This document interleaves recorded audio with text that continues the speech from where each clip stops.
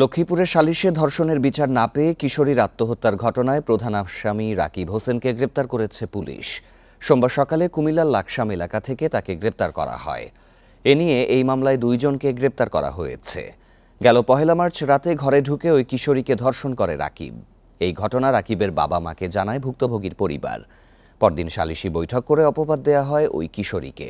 এরপর সে আত্মহত্যা করে। এই ঈদে জামা জুতো অ্যাক্সেসরিজের ডিসকাউন্ট।